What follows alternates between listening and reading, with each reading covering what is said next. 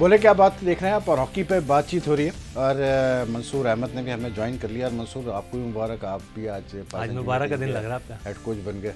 लेकिन ये सोच लीजिए कि ये पाकिस्तान हॉकी फेडरेशन जो है ना, पिछले 10 सालों में बड़े जल्दी उड़ाती है। एक भी अगर खराब रिजल्ट आया तो असल चीज़ तो परफॉर्मेंस शॉर्ट एंड स्वीट होता है यहाँ पर।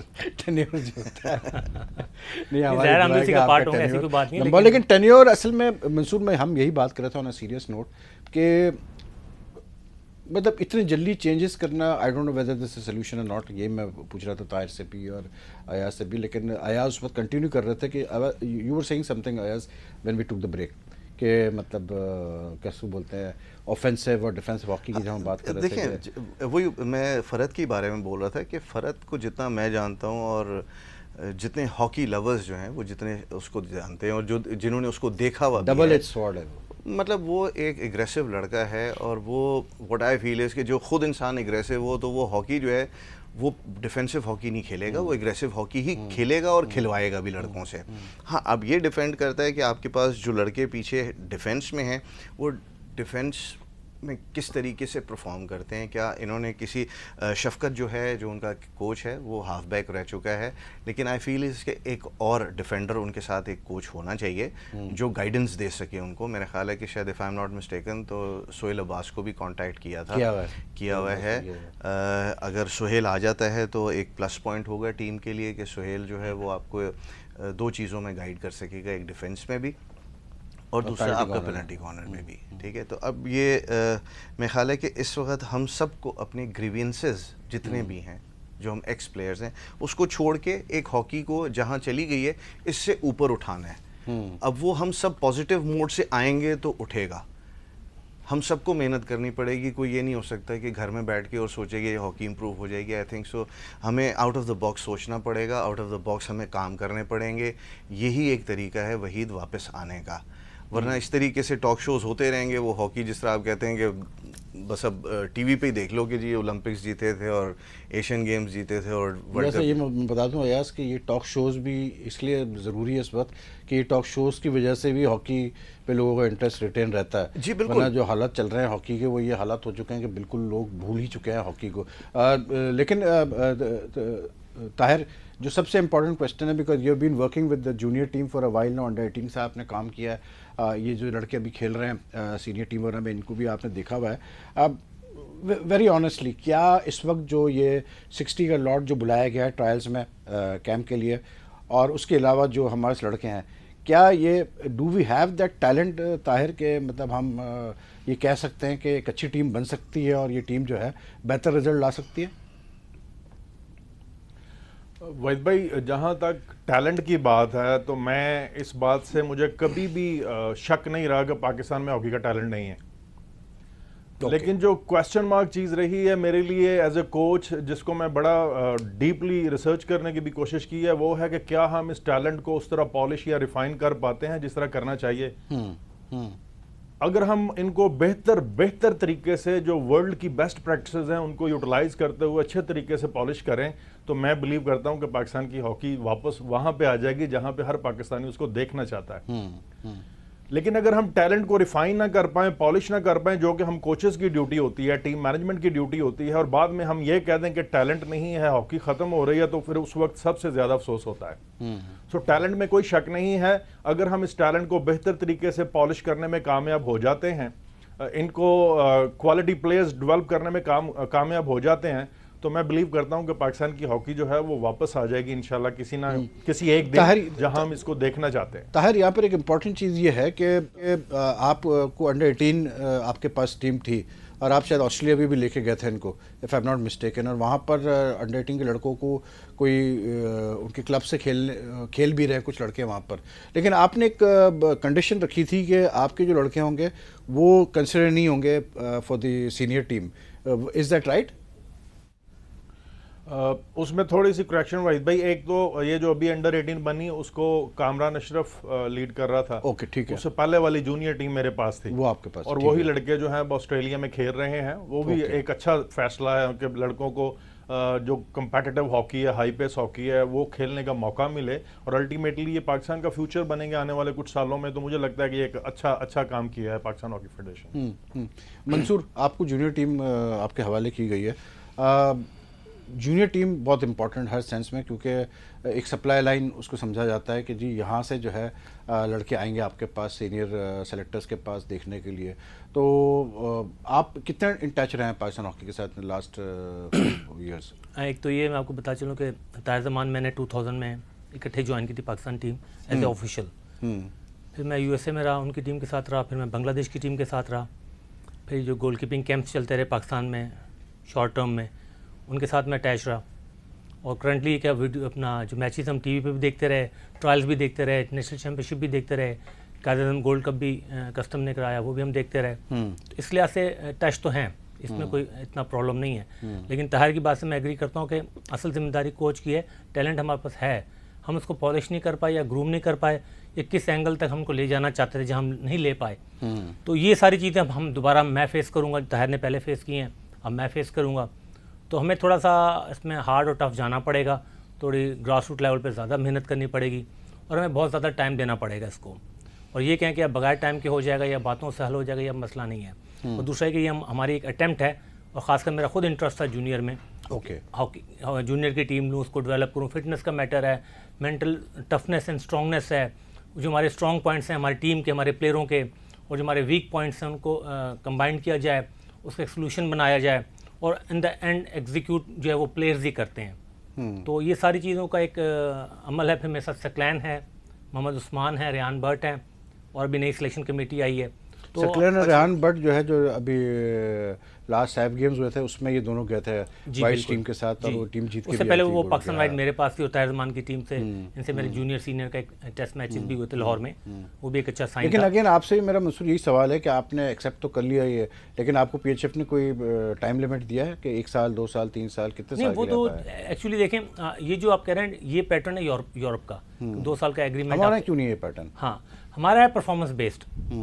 तो हम चाहेंगे कि आइंदा चल के ये बेहतर हो, और ऐसा कोई कॉन्ट्रैक्ट परफॉर्म बेस्ड तो फिर कैसे आप कर सकते हैं मंसूर? क्योंकि अगर आप हर सीरीज टू मतलब टूर्नामेंट चल रहे हैं, सीरीज तकरीबन 1 साल 6 महीने, तो फिर आप एक एडिशनल प्रेशर डाल रहे हैं ना कोच के ऊपर, सेलेक्टर्स के ऊपर, कि जी अगर रिजल्ट आएंगे तो हम रहेंगे वरना हम नहीं रहेंगे।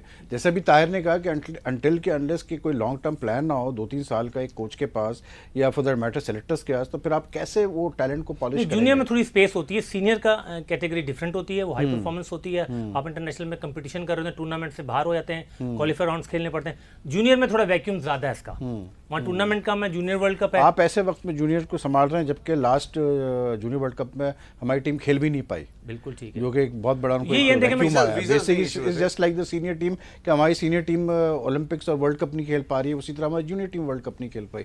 आप क्या कह रहे हैं यू सिंह? मैं ये कह रहा था कि इस दफ़ा देखें, एक जो फेडरेशन ने एक चेंज किया है, ठीक है, वो कहते हैं ना आउट ऑफ द बॉक्स सोचना, कि उन्होंने जो आपके 3 सेंटर्स थे, 3 सेंटर्स के डिफरेंट उन्होंने सेलेक्टर्स बना दिए हैं। कि ये नहीं था कि जनाब अली वही 3 सेलेक्टर्स जो हैं वो पेशावर में भी वही सिलेक्ट करेंगे, बलूचिस्तान में, तो उन्होंने हर सेंटर के उन्होंने 3 सेलेक्टर्स जो हैं वो बना दिए हैं।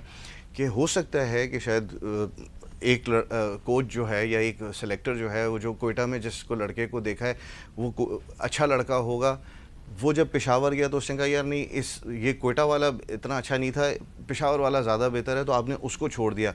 अब ये जब 4 सेंटर से रिकमेंडेशन ऑफ 9 सेलेक्टर्स जब आएगी तो एक पूल ऑफ प्लेयर्स बनेगा, क्योंकि हर कोच हर सेलेक्टर का एक डिफरेंट माइंडसेट से वो लड़का सेलेक्ट करेगा।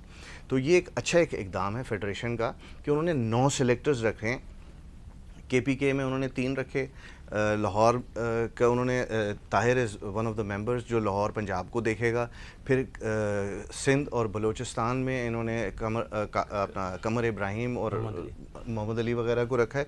तो ये एक पूल ऑफ जो सेलेक्टर्स हैं, क्योंकि अब आगे इन्हीं लोगों ने ही आना है, यही कोचेस होंगे, यही सेलेक्टर्स होंगे, इन्हीं को ही पता है कि क्या करना है। और ये but my point is this Ayaji, मेरा पॉइंट सिंपल सा है अयाजी कि until unless you don't have a time frame के मतलब भाई let's कितने take time it करना this है? way. अच्छा एनीवे आपके मतलब सिलेक्शन कमेटी के जो बॉस हैं उन्होंने हमें ज्वाइन किया लाइन पे, तो उनको हम लाइन पे लेते हैं। हसन सरदार हमारे साथ है। हसन भाई सलाम अलैकुम। हेलो हसन भाई, मेरी आवाज़ आ रही है? हेलो जी हसन भाई, मेरी आवाज़ आ रही है क्लियर? जी, हल्की आ रही है बहुत। अच्छा, मैं थोड़ा सा ऊंचा बोलता हूँ। कैसे हैं आप, खैरियत से हैं हसन भाई? जी बिल्कुल ठीक था। जब ये हॉकी पे बड़ी मज़ेदार बातें हो रही हैं, अयाज महमूद हमारे साथ है, मंसूर है, और लाहौर स्टूडियो में ताहिर जमान भी बैठा है हमारे साथ। हसन भाई, बड़ा मतलब मुश्किल टाइम पे आपको ये जिम्मेदारी दी गई है और आपने ये जिम्मेदारी एक्सेप्ट की है। And if I am not mistaken 2010 में भी आप चीफ सेलेक्टर थे और आपने एक बड़ी स्ट्रॉन्ग टीम सेलेक्ट की थी, इफ़ आई रिकॉल वेल।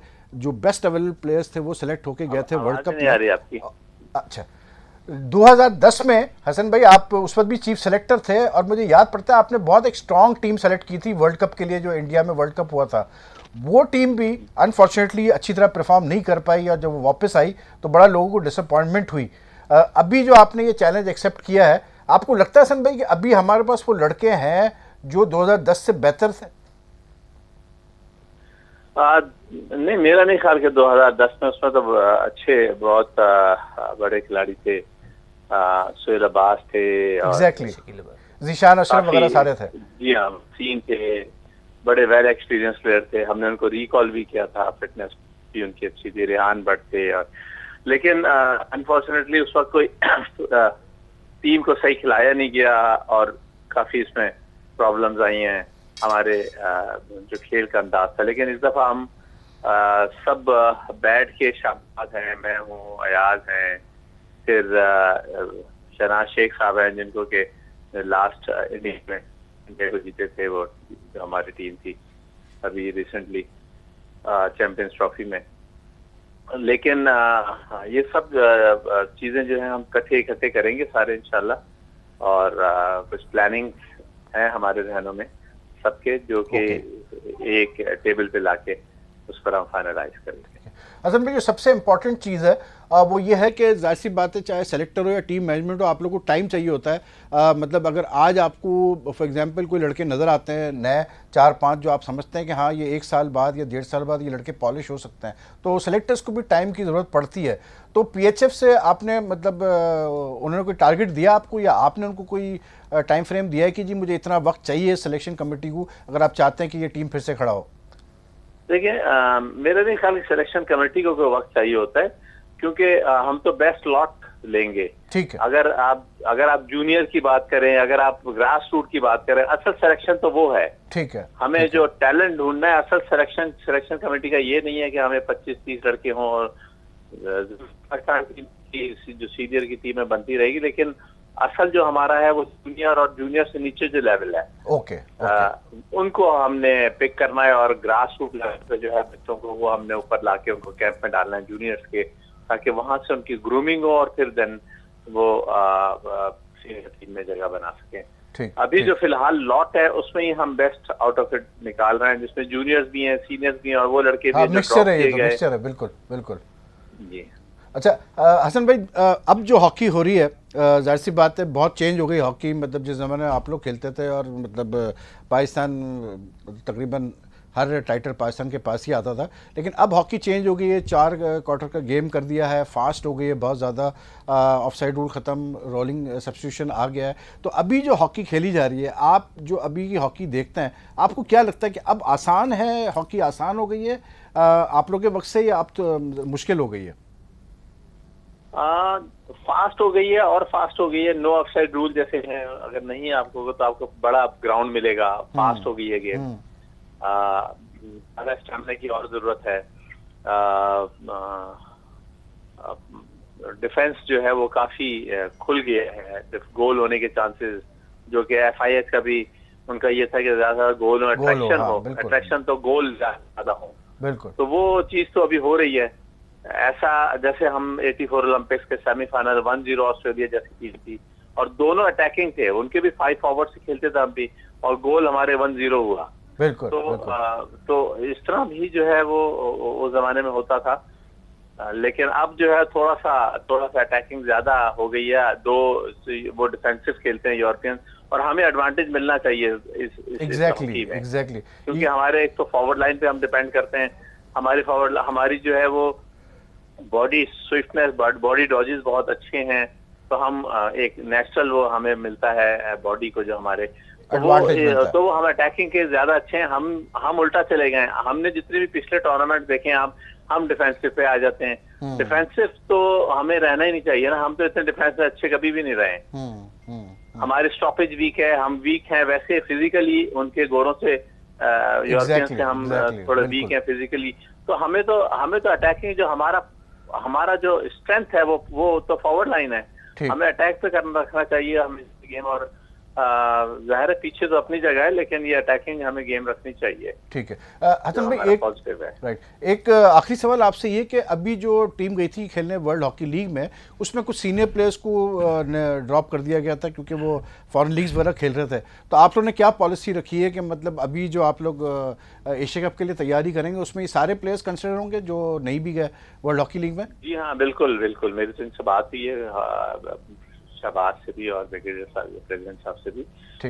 उसमें हमने यही किया कि जी हम पुराने, क्योंकि वो लड़के जो बाहर जा रहे हैं वो बेस्ट हमारा लॉट है जो लेके जा रहे हैं। बाकी जो इतने अच्छे नहीं होते, जाहिर है उनको ऑफर्स नहीं मिलती, लेकिन जो अच्छे बच्चे देखते हैं वो तो लड़के वो ले लेते हैं अपने क्लब्स के लिए, क्योंकि दे पे हिम, तो अगर उनको पे कर रहे हैं तो उस प्लेयर को, तो वो तो फिर अच्छा लड़का हुआ ना, और फिटनेस भी है, उसको यूरोपियन स्टाइल से खेलने का भी मौका मिल रहा है, और उसको ज्यादा एक्सपीरियंस मिल रहा है, तो फिटनेस भी है उसकी। तो मेरा नहीं ख्याल कि कोई वजह है इसमें कि हमें उसको ड्रॉप कर देना चाहिए, ऐसा नहीं होना चाहिए। ठीक हसन भाई, थैंक यू वेरी मच, आपने हमें टाइम दिया, ज्वाइन किया और आगाह किया कि क्या आप प्लान कर रहे हैं। अभी तो आप लोग आए तो जाहिर सी बात है, अब जब आगे चीज़ें होंगी तो आपसे फिर और बातें होती रहेंगी। ताहिर, अभी हसन सरदार से हमारी बात हो रही थी, एक जो बड़ा पिवटल क्वेश्चन था जो उनसे मैंने पूछा था, वो ये था कि जो मॉडर्न हॉकी है, अब जिस किस्म की हॉकी खेली जा रही है 4 क्वार्टर्स की और सब्स्टिट्यूशन वगैरह का, it's totally change from what we used to play से 30 इयर्स बैक और 20 इयर्स बैक। क्या ये जो हॉकी अभी करंट, जो हमारे पास करंट टैलेंट है, ये सूट करता है हमारे लड़कों को, या हम फिजिकली हम मार खा जाते हैं यहाँ पर? देखिए, पैटर्न तो सूट करता है। जब हम स्किल बेस्ड हॉकी की बात करते हैं वहीद भाई, तो पाकिस्तान हॉकी की जो फतूहात का सिलसिला रहा है, अब इस्लाह भाई से लेके हसन भाई के दौर में या शहबाज के इवन दौर की भी हम बात करें, तो वो तो ज़्यादा स्किल की एग्जीक्यूशन की वजह से ही रहा है। लेकिन जो अब पेस डायनामिकली चेंज हो गई है, हाई पेस पे हॉकी होने लगी है, उसकी वजह से फिजिकल फिटनेस बहुत डिमांडिंग हो गई है। एग्जैक्टली। अयाजी भाई ने भी पहले जिक्र किया और मैं इस बात से इत्तफाक करता हूँ कि आपकी फिजिकल फिटनेस जो है वो बहुत ज़्यादा वैल्यूएबल हो गई अब टीम प्रेपरेशन में। ठीक है। और उससे जो बढ़कर दूसरी चीज़ है, ड्यूरिंग द मैच जो की फैक्टर है का रोल प्ले करती है, वो है आपकी इन टाइम सब्स्टिट्यूशंस। ठीक है, आप प्लेयर्स का एनर्जी लेवल लो होने से पहले उनको रिकवरी के लिए बाहर बुलाएं, ताकि गेम के दौरान जो आपका पेस है बॉल के साथ या बॉल के बगैर भागने का, वो स्लो ना हो। ठीक है। आजकल के 4 क्वार्टर की हॉकी में जहां आप पेस को मैचअप नहीं करते, वहां आपकी टीम को नुकसान होना शुरू हो जाता है। करेक्ट। और एक और फैक्टर जो है आजकल की हॉकी में बहुत ज़्यादा, वो ये कि गोल्स बहुत हो रहे हैं ताहिर, मतलब we getting too many high scoring matches. उसकी क्या वजह है? क्या अब डिफेंस का रोल मतलब ज़्यादा इंपॉर्टेंट हो गया है, या इट्स जस्ट दैट कि पेस इतनी है हॉकी की कि वो डिफेंस में मैच नहीं कर पा रहे हैं उस चीज़ को? एक तो पेस वाली बात तो है ही है, इसमें कोई शक नहीं है। दूसरा, मैं इस चीज़ का क्रेडिट जो है वो टीम कोचेस को भी दूंगा कि वो डिटेल्स के ऊपर उन्होंने काम करना शुरू कर दिया है। ठीक है। अब दूसरी टीम की वीकनेसेस, पहले अगर एक चीज़ को पकड़ते थे, सपोज कर लेते हैं कि ये प्लेयर जो है ना वो हाई स्टांस पे खड़ा होता है और इसको बेंड करने में प्रॉब्लम होती है। अब उसकी बेंडिंग पोजीशन में ये भी देखते हैं कि इसको राइट साइड, माइनर डिटेल्स के ऊपर जा रहे हैं, राइट साइड पे प्रॉब्लम है, लेफ्ट साइड पे प्रॉब्लम है। सो जो कोचेस जो है, आप देख लेना, जैसे आपने अभी कहा है वहीद भाई, आप इमेजिन कर सकते हैं कि world hockey league semifinal round Johannesburg में हो, फाइनल मैच हो जर्मनी और बेल्जियम का, और बेल्जियम 6-1 से जर्मनी को मारे। ये टेनिस स्कोर किया उन्होंने, और 3rd 4th पोजीशन के लिए ऑस्ट्रेलिया ने स्पेन को 8-1 से हराया है। सो अल्टीमेटली ये देखें वो जो डिटेल्स के ऊपर उन्होंने काम करना शुरू किया है। और दूसरी जो साथ चीज़ है वो है आपकी फिटनेस। अगर आपकी टीम की फिटनेस जो पीक पे राइट टाइम पे आएगी मैचेस में, तो फिर ही आप अपने अपोनेंट को जो है वो ऑल आउट कर सकते हैं, अदरवाइज आपके लिए ये मुमकिन नहीं रहा।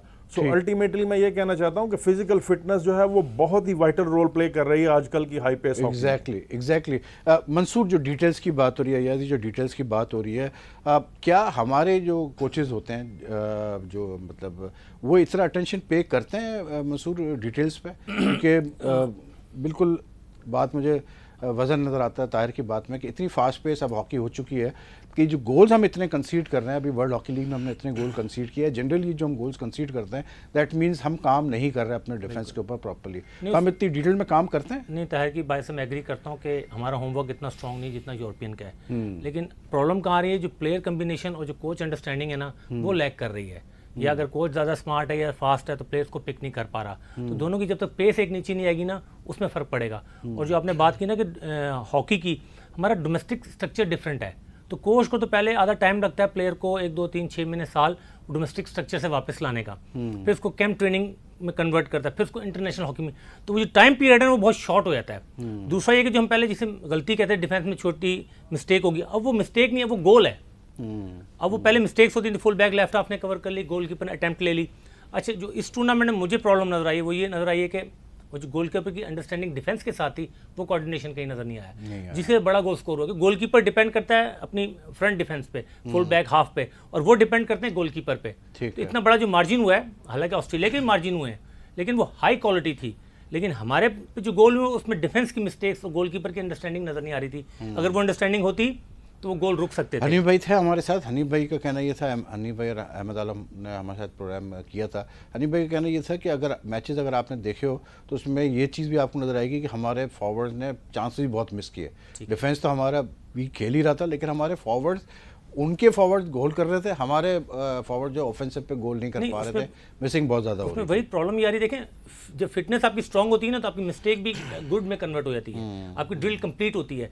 वही ड्रिल जब आपकी फिटनेस हल्की सी लैक करती है ना, तो ओपोनेंट आपको ब्लॉक करने लग जाता है। अब हाई स्पीड से जब डिफेंस ब्रेक करते हैं ना, वो करने के बाद हम लोग अटेम्प्ट नहीं कर पाए। अब इसमें दो चीज़ें देखें बड़ी वाज़ेह आ रही है जो सामने जो आई है। एक तो ये कि fitness is going to be is a very vital factor now. हम जाहिर सी बात है, we are not naturally as strong और एथलेटिक एज यूरोपियन नेशंस और ये जो अपना मेडिटेरियन की साइड से जो टीमें होती हैं, ठीक है। एक तो ये है, उसके बावजूद we are not seeing foreign trainers in hockey, which is very important. हम दूसरे स्पोर्ट्स में जाते हैं, क्रिकेट की एक जो सबसे बड़ी जो क्रेडिट दिया जा रहा है पाकिस्तान की कामयाबी को चैंपियंस ट्रॉफी में, वो फिटनेस लेवल लड़कों का, उसको बहुत कामयाबी, वो मतलब जो फॉरेन कोचेज, जो फॉरेन ट्रेनर्स हमारे साथ, उनको बहुत ज़्यादा क्रेडिट दिया जा रहा है कि इन्होंने हमारे लड़कों की फिटनेस को उस लेवल पे ले गए कि they can handle the pressure and they can मतलब deliver under a lot of intense pressure, ठीक। तो हमारे फॉरेन ट्रेनर्स नज़र नहीं आ रही। दूसरा अब जो सबसे इंपॉर्टेंट फैक्टर जो हम जब बात करते हैं, इवन हसन भाई की जो बात जो हमने सुनी, एक चीज़ वाज़ेह कि you need time to develop understanding between the team management, between the players, a coach needs time to understand कि जी ये मतलब to convey, to develop a combination. अब मसला ये आता है कि आप लोग जाते हैं पीएचएफ के पास या पीएचएफ आप लोग के पास आता है, लेकिन पीएचएफ आप लोगों को without any terms and conditions कहता है कि यार भाई बचा लो पाकिस्तान हॉकी, आके आप कर लो, ताहिर भाई आके आप बचा लो पाकिस्तान हॉकी, मंसूर भाई आप आके, पर आप लोग राजी हो जाते हैं। लेकिन don't you all think it's about time now कि जब आप लोग को ऑफर्स हो तो you'll sit down and then have a serious discussion कि भाई ये इस तरह काम नहीं चलेगा कि आप दो, अगर हमारा रिजल्ट बुरा है तो आप कहेंगे चलो जी अब घर जाओ। नहीं, आपने हमें अनाउंस करें पब्लिकली कि जी 2 साल हमने दिए, 3 साल दिए, जो भी व्हाट्सोएवर अग्रीमेंट हो, और फिर आप वो एक्सेप्ट करें, because without that how can we expect results from selectors और कोचेस फॉर दैट मैटर। मान ले, मैं ऐड कर दूं, ऐड ऑन, मान ले कि अगर एशिया कप में हमारी परफॉर्मेंस बुरी होती, फिर हम चेंज कर देंगे मैनेजमेंट को।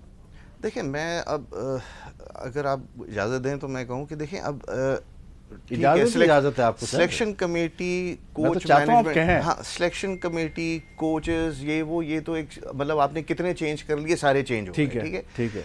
ये मैं आज आपके इस प्रोग्राम में जो बच्चे हैं, जो इस कैंप के अंदर हैं, ठीक है, इनको मैं एक मैसेज कन्वे करना चाहता हूँ कि फॉर गॉड सेक ये एक अपना माइंडसेट एक बना लें कि ये हर दफ़ा आप स्केपगोट नहीं बन सकते कि जनाब अली आप कोच मैनेजर चेंज करवा देंगे, सिलेक्शन कमेटी चेंज करवा देंगे।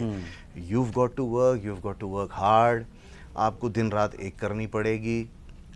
मैं थोड़ी सी कंटिन्यूएशन में बात करूंगा जब मंसूर और ताहिर कह रहे थे। देखें, जब आप जूनियर लेवल पे जाते हैं, हम आज बात कर रहे हैं कि बच्चे का स्ट्रक्चर जो है वो खड़े होके रोक रहा है या बेंड होके रोक रहा है, ठीक है। ये कहाँ सिखाया जाता है? जब ये ग्रास रूट लेवल पे जब बच्चा 15-16 साल का जब वो जूनियर टीम में आता है, ये वहाँ पे कोचिंग होती है।